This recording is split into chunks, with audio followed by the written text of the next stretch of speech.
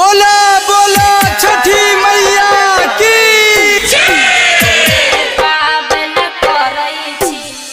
कहाँ से लगे सुपहरी डगरागे कहाँ से लौले कोनिया गे जा कहाँ से लौले उखियौरी नारियल कथी से सजैले दौरा गे जा छठी घाट गे जाम कहाँ बनले छठी घाट गे जाम पटना से लौली आई रे सुपहरी डगरा रे सुपौल से लौली आई नारियल रे जान लाले रे चुनरिया से सजाई लिया दौरा रे सजाई लिया दौरा रे कोसी में बन लिया छठी घाट रे जा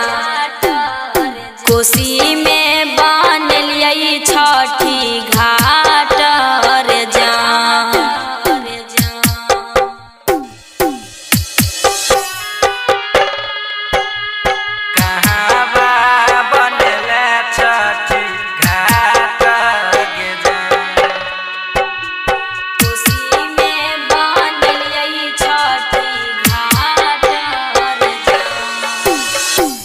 कराल करै छै राना माई से रजिया गे छठी माई से रजिया गे के कराल करै छी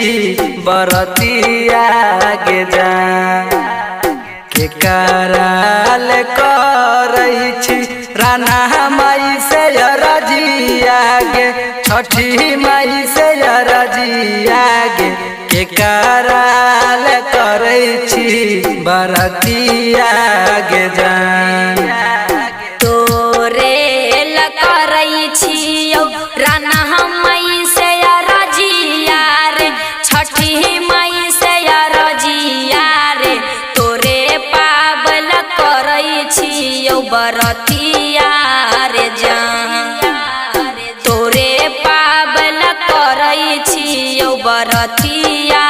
रे जान कराल करै छी बरतिया गे जान तोरे पाबल करै छियौ बरतिया रे जान तोहर मोहन के श्रद्धा पूरा हे तौ गरनिया गे हे तौ गरनिया गे दीनानाथ जतौ तोहर लोकनिया गे जान तोहर मोहन के श्रद्धा पूरा हे तौ गरनिया गे हई तौ गरनिया गे दीनानाथ जतौ तोहर लोकनिया गे जान हमरे मन के श्रद्धा पूरा हे तैर जान रे हे तैर जान रे भैया दीनानाथ जेतै हमर लोकनिया रे जान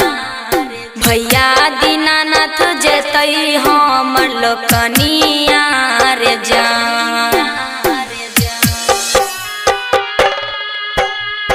दीनानाथ जतौ तोहर लोकनिया गे जान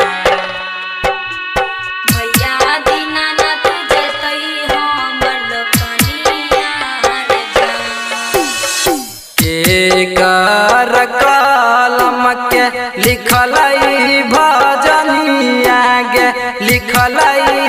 भजनिया गे के गाबौ छठी माई के गाना गे जा के कर कलम के लिखलै भजनिया लिखलई भजनिया गे के गाबो छठी माई के गाना मागे जान। राइटर दीनेश के लिखलई भजनिया रे लिखलई भजनिया रे बिट्टू यादव गाबै छठी माई के गाना मारे जान। गुड़िया रानी गाबै छठी माई के गाना।